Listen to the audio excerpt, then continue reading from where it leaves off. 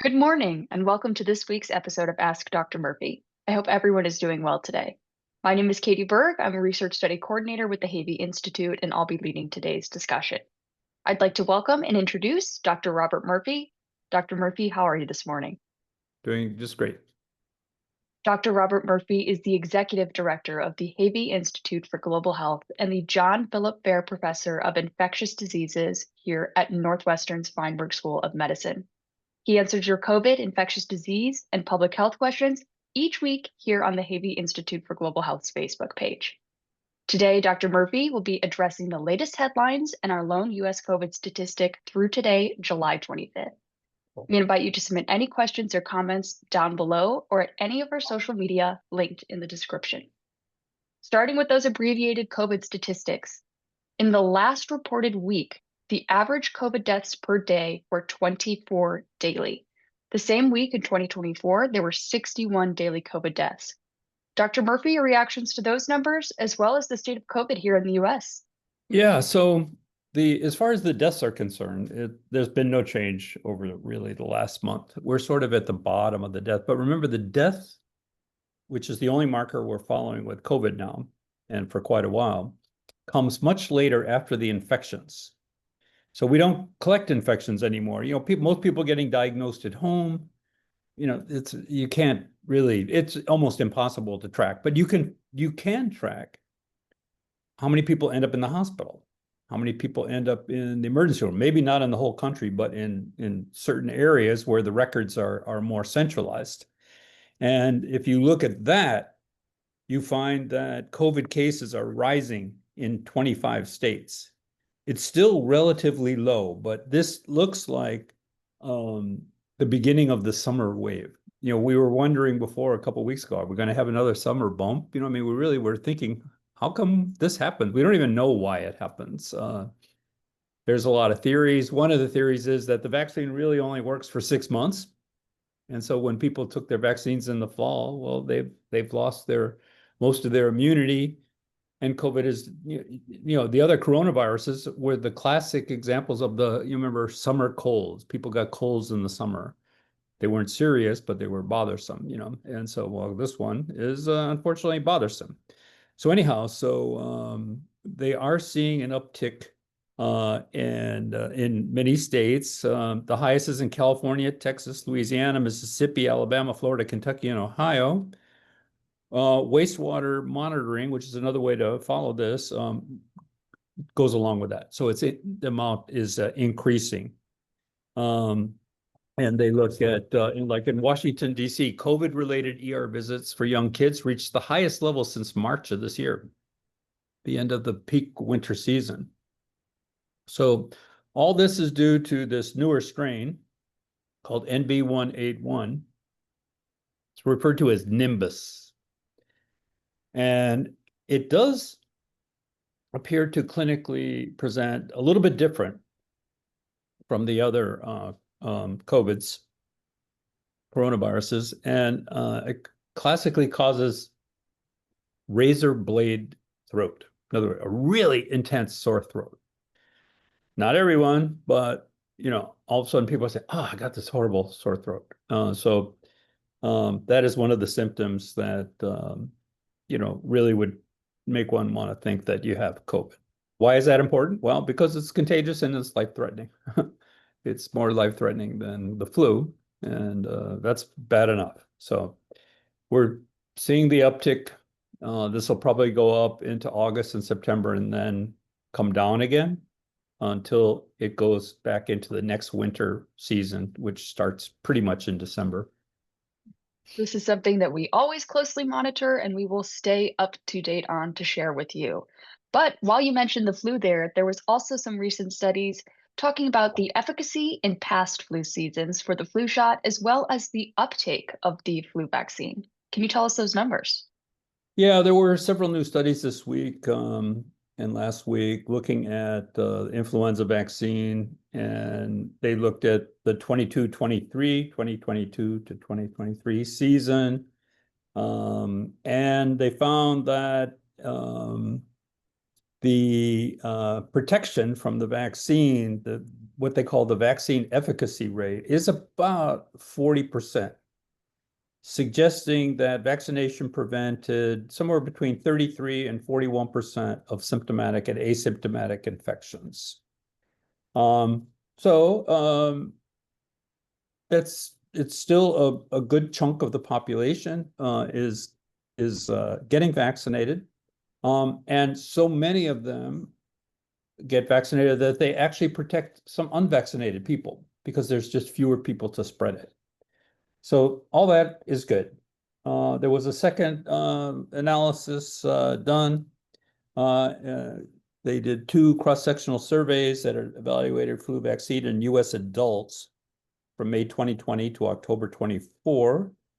Coverage was lowest among people 18 to 25, which is kind of the typical young adults. So kids tend to get vaccinated, older people tend to get vaccinated. And the highest uptake was in people over 65, which is really, really strongly recommended because those people are fragile and they can really suffer severe consequences. But even so, even among older people, the vaccination rate dipped about 11% in 2024. So, and that's all just due to changes in attitudes about vaccines in general and whatever. And that's unfortunate. The other news that came out was that the federal agencies have rescinded their vaccine recommendation for any flu vaccine that contains thimerosal. It's a mercury based preservative, microscopic amounts of mercury. It's been used for a long time. It's been falsely tied to autism. It's been studied over and over again. It's actually rarely used. Only 3% of children and 2% of older adults receive flu vaccines that have thimerosal. And they've compared those people that had a non-thimerosal containing, there seems to be no difference. But they're not going to recommend it. So the reason why they have to use thimerosal in some flu vaccinations is if you have a multi-dose container. So, you're going in and out with the syringe to get the dose. It's usually if you're vaccinated a whole bunch of people at the same time, use the multi-dose. It's much less expensive and it's, easier than breaking the vial, the single dose vial and whatever. So anyhow, but it's only 2 or 3% of people even use it. And there are substitutes. You can go to the single dose vials for everybody. But I mean, it's unnecessary where people are going to be making decisions based on some politician's interpretation of non-data. So regardless, there are some alternatives that can be used. And despite this happening, about 25 years ago, they started using less and less thimerosal anyway in all childhood vaccines. It used to be in all the vaccines. And but anyway, that's the story on the flu vaccines right now. And like we've talked about with other vaccines and these recommendations, even though the recommendation may be rescinded, it's not that those vaccines are just all of a sudden gone off the market, but Right. your insurance may not cover those doses. Yeah, this is an issue that will come up in a variety of situations. If the federal government doesn't recommend it, they don't mandate anything, but if they don't recommend it, insurance companies may use that as a reason not to provide reimbursement for that particular vaccine. That's the problem because these vaccines, they're usually bought in mass bulk supply by public health departments, hospitals, all sorts of caregivers, and they get, a relatively low price. Many of these vaccines have been around forever, and they have huge markets because so many people do take them. But if you're not going to if you're not reimbursed in these bulk purchases, and individuals have to pay, an actual individual has to pay the whole thing, it can be very expensive. And of course, then people aren't going to take it because they don't have the money to do it. So this is just an example where that can come in. So many of the infectious diseases and healthcare and pediatric advisory groups and real experts um, have been trying to work with insurance companies to do what's right, to support anybody, regardless whether the federal government, who's basically now run by a person that has little faith in vaccines, if any, and kind of see what happens. So the consequences of not taking these vaccines, as we talked about, is you're at risk for getting a preventable infection, whether it be COVID or whooping cough or measles or whatever. So it's very important to understand why all this is going on. So we'll see what Hmm. happens. And People speaking on one of those, more people will be getting sick, as absolutely. there's a few other stories we're going to talk about that illustrate that issue. One of them perfectly right now is the US measles outbreak, which does continue to spread. Can you bring us up to date on the latest numbers and cases? It may be in a permanent endemic state because the vaccination rate for measles, which had the vaccine since 1957, there's now 1,319 measles cases in the US. This is more than, ever in the last, since measles was eradicated in 2000. And most of those, not over 92%, are unvaccinated people, or people that don't know their status. 3 people have died. There's been no more deaths. Those 3 have been well known, but 13% of these people have been hospitalized. So, that starts to add up, hundreds of patients, and, of course, when they come to the emergency room or whatever, all the doctors have to be aware that this could be a measles case and that everybody who's not vaccinated is at risk. This is one of the most if not the most contagious disease that we know of today. So, and since the vaccine uptake has gone down so much, there's a lot of people at risk. And that's why I don't know if this is ever going to go away. I mean, we'll never get down to 0 again, definitely. But this kind of mild endemic is likely it might just persist forever unless the vaccine uptake goes up. It's a real shame. And something a little bit smaller that's still causing a health alert is that there was a salmonella outbreak around the US, a multi-state outbreak. Can you tell us about those cases? It's a typical salmonellosis, typhoid fever. I mean, you've heard these terms before, but salmonella is a bacterial infection that can be very severe, cause hospitalization, and even death. It's a classic bacteria in food poisoning. So they found out an outbreak in a Chetek LLC group. That's a company. They had a products called Deep Brand Frozen Sprouted Mung Beans and Sprouted Moth Beans. Anyway, these 16-ounce packages were distributed nationwide through multiple Chetek LLC locations, including New York, San Francisco, Chicago, Orlando, LA, and Texas.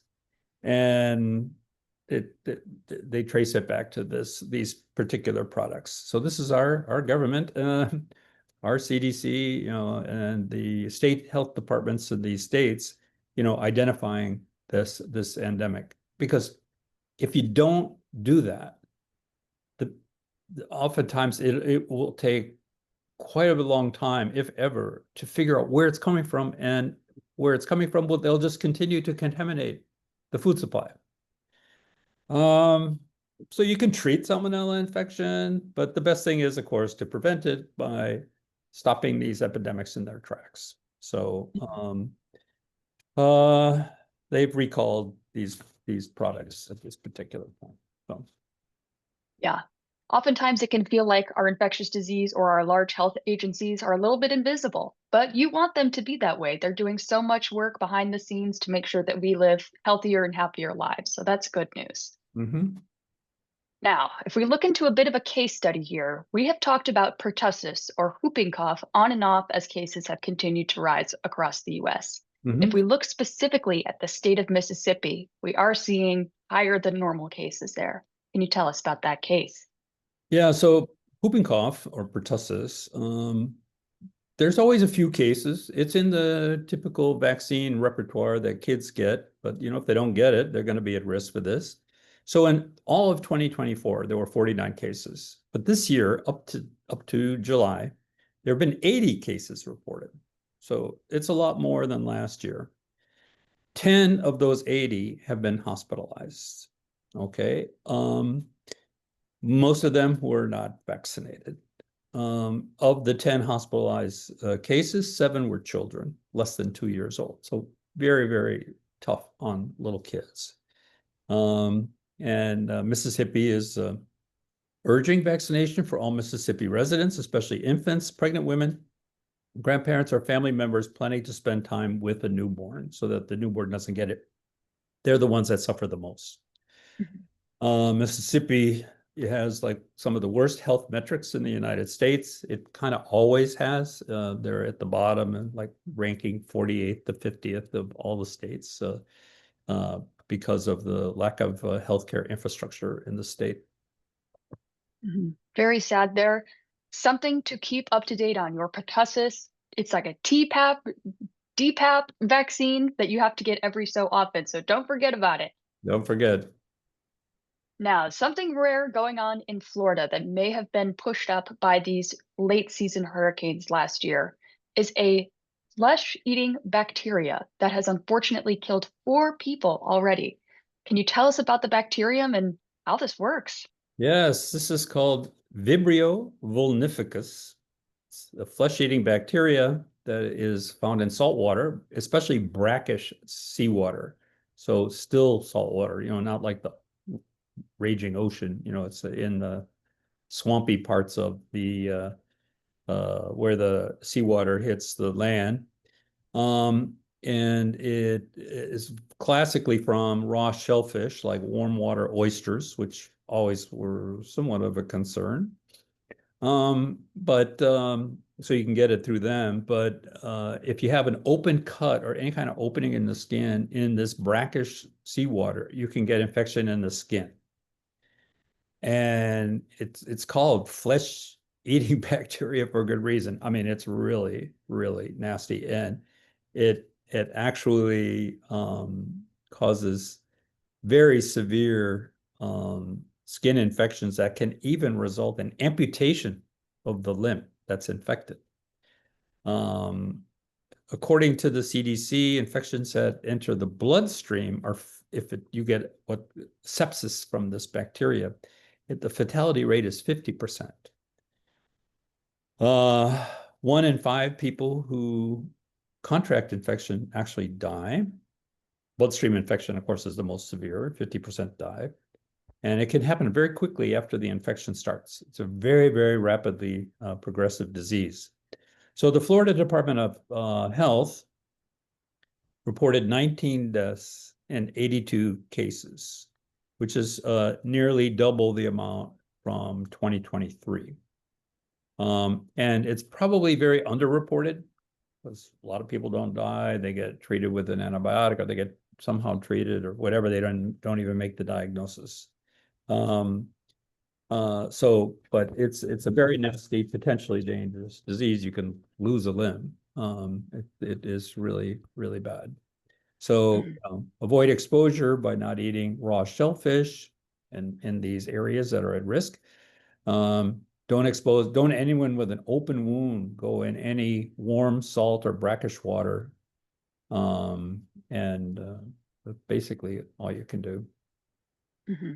Something to be aware of. It is still very rare for the general public, but these are the types of things, because it can get very serious very fast, that you want to at least be aware of. And there's cases every year. It's just there's more cases now. So why are there more cases? That's the question. Yeah, it's very mysterious. And something else that's mysterious is a investigation from a rare or novel pathogen. We talked about our health agencies kind of working behind the scenes. This week, we got an in-depth report over a mysterious death from a brain-eating amoeba. Some scary stuff we're talking about here. Can you break down this case for us? Yeah, Naegleria fowleri infection is a brain-eating amoeba. Um, it's not very common, which is the good thing. But they had a case in Texas recently. A previously healthy 71-year-old woman died from this amoebic infection in the brain. Causes meningoencephalitis, encephalitis of the brain, which is nearly always fatal if it gets into the brain. So the suspect exposure was the woman was doing a nasal rinse from water in an RV park that was considered safe to drink, but still was, I don't know, it wasn't like processed water or anything like that, but it was still considered to be safe, but they think that's where it came from. It's exposure like that. So it's a very rare case, but it just shows you, if you're not sure of the quality of the water where you are, you should be drinking filtered or bottled, some kind of bottled water. So it Mhm. a very unfortunate case. Very unfortunate, very rare, again, must note, but something interesting and showing how our agencies are going to work and figuring out these mysteries. Mhm. But our last story for today is checking back in on the global H5N1 avian flu outbreak. There have been more cases, serious cases in Cambodia. Can you tell us Yeah. about it? Yeah. Just on last Tuesday, Cambodia announced its 13th human case. This is a 6-year-old boy from the eastern central part of the country. He's the 8th case in the country since June. Um, they found that chickens were sick and dying in the boy's village, and there were nearly 100 dead chickens at his relative's house. Not a good sign. The boy, the boy reportedly brought one of the dead chickens home for his grandmother to cook. This is all very unfortunate. He's hospitalized and currently in the intensive care unit. So they've had these 13 cases. They've already had a number of deaths in those cases. And they have a different kind of clade. They have the H9N2 subtype of avian flu. There's H9N2, H5N1, there's a couple of them. And many of them of the previous, and 16 cases that have been followed so far in China, 11 have been in children. So it's out there, it's following. And then for some reason, the Asians and these other clades may just be more lethal than the one that's in the United States right now, which is H5N1. And very important to continue to monitor while we keep sharing this information with you. But on that note, that is our time for today. So I'd like to thank you, Dr. Murphy, for your time and your expertise, bringing all of this to the forefront for us. It's much appreciated. Great. Thank you, Katie. Have a good weekend. Thank you. And thank you all for joining us for this week's episode of the Ask Dr. Murphy series. If you have any questions or comments, please feel free to leave them down below or at any of our social media linked in the description. Have a nice weekend. Thank you.